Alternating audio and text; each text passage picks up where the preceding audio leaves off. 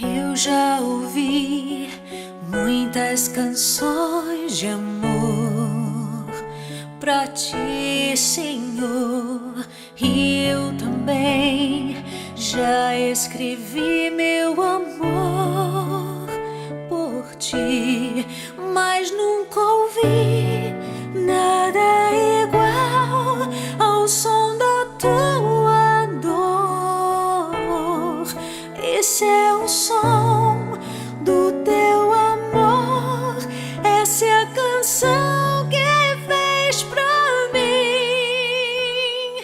Foi som de amor, o som dos cravos em tuas mãos, som de compaixão. Ainda posso ouvir